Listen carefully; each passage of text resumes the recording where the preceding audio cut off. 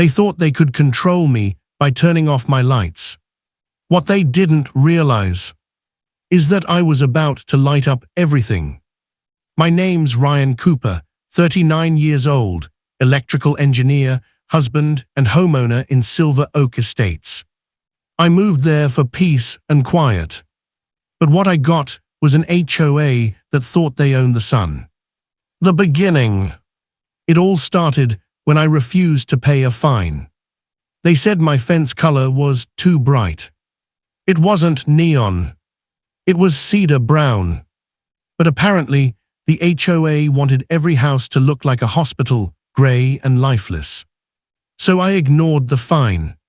And the next one. And the next. Then one afternoon, my wife called me at work, voice shaking. "Ryan, the house has no power." I frowned. "The whole street?" "No," she said, "just us." The cut. When I got home, my front yard was marked with a red tag. Service disconnected, HOA utility compliance. I stared at it, heart pounding. "How can they do that?" I muttered. I checked the breaker, the main box, everything. The HOA maintenance manager had literally cut our electricity line. They claimed it was due to unpaid community energy fees. Except HOA aren't the electric company. That's when I realized they'd overstepped. Big time. The engineer's revenge. Most people would have hired a lawyer or screamed on social media. But I'm not most people. I'm an engineer. And engineers fix problems efficiently. That night I told my wife, if they want darkness, I'll show them what light really looks like. I ordered solar panels, not one or two, but enough to power my entire house and a battery bank. I spent 3 weekends wiring everything myself. No permits. No HOA approval. Just silent, clean freedom. When the panels switched on, my house glowed again, brighter than ever. The rest of the street was dark that night from a storm. Mine looked like a lighthouse. That's when the complaints started rolling in. The HOA strikes back. 3 days later, another letter. Unauthorized installation of solar equipment. Violation of HOA Code 9.2. Immediate removal required. I laughed. Solar panels, unauthorized.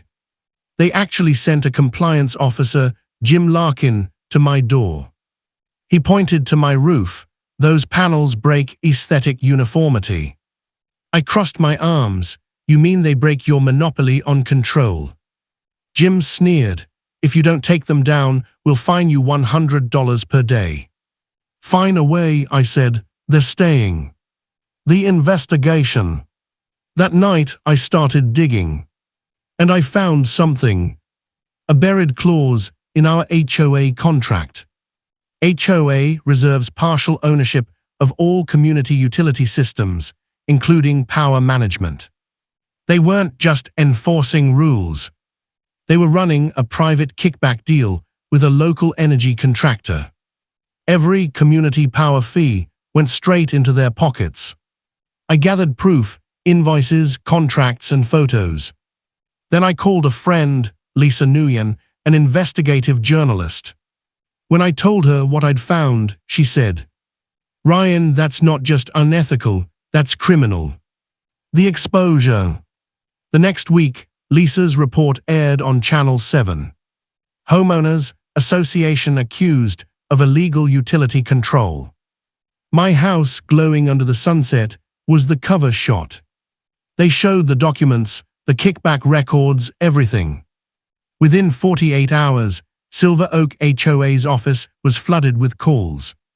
Residents demanded refunds, meetings, resignations. The State Energy Commission got involved. Turns out, the HOA had no legal authority to manage utilities. They were fined $120,000 for unauthorized tampering. The president, Harold Denton, resigned under investigation. And the new board. They called me to help write new energy rules, lighting up others. I didn't stop there. I realized my setup could power more than just my house. So I offered to help my neighbors install solar too, for free. In 6 months, half the neighborhood was running on clean, independent energy. Our utility bills dropped to near zero. And when storms hit again, guess whose houses still had light? Everyone who'd once lived in the HOA's shadow, now shining bright. Epilogue. It's funny. The HOA tried to control me by cutting my power.